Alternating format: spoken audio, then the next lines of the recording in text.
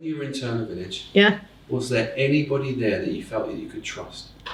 Yeah, my social worker, Colin Biggins. Tell us about him. I used to go and sit outside his office about 8:30, 8:45 in the morning, and wait till he came to his office.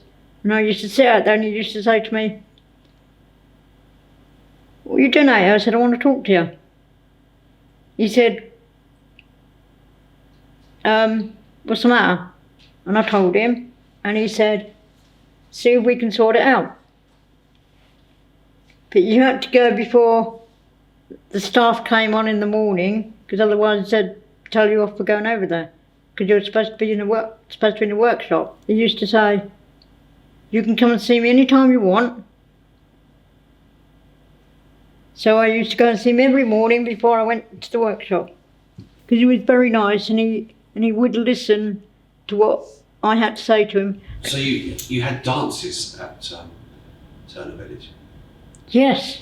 And were you allowed to? You had dance with your boyfriend, stuff like that. Were you allowed to do that? We were up to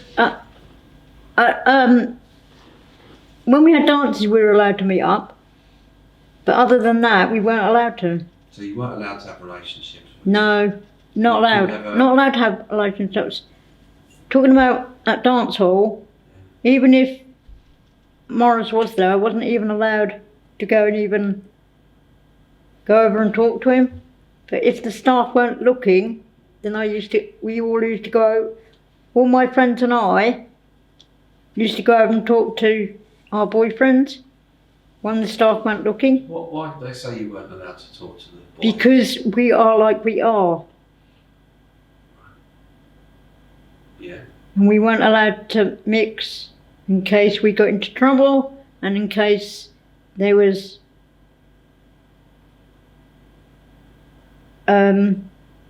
embassy going on. What do you think about that nowadays? When you're thinking back about they wouldn't let you have a relationship with another person, which is something that we all do. How does that make you feel now? It was wrong to do that. Because if we got caught, we'd be in deep trouble. So you have to be careful if a person is watching, or any of the staff are watching. You have to be careful. The only place we could meet is, say, behind the sheds or in a workshop. So that's just, you can't believe nowadays that people are being their rights are being taken away to have a relationship. That's right. That's so, yeah. That's because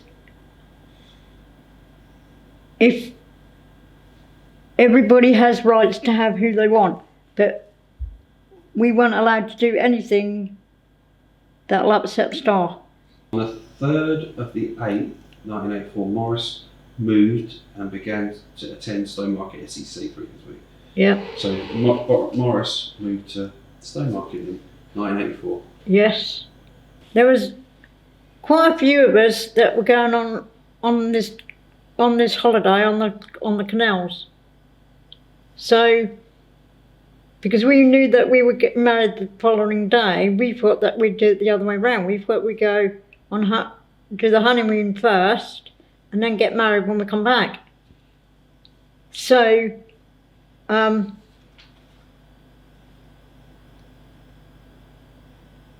it was all. So before we went on holiday, I asked another social worker who used to work at the centre if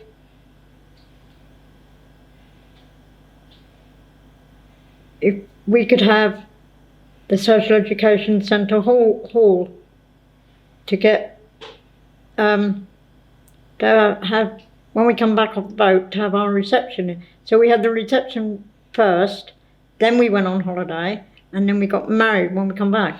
Do you remember the date that you got married? No. Do you remember the month? September. Yeah, September the 3rd, 4th. 29th. Oh, that's right, September 29th. Do you remember where you got married in the registry office? Do you remember where that was? Yeah, it's in the town on the corner. And Morris's brother Yes. and Jeffrey, if that's a real name, were Yeah. witnesses. Yeah. And Hilda was given away by the Jeffrey person. It says here, when Morris and I came to sign, Morris signed first, and then when I came to stood up to sign it, I was in tears. Yeah. Yeah. Tell us about that. Well, Morris was fine. I stood up and cried, and my friend Ivy, it was Ivy and George,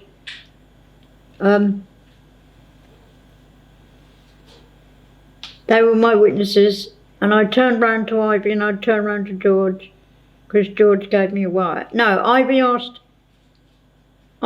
George if, no, I asked George if he'd give me away. And because I called her mum, she said, yes, of course he'll give you away.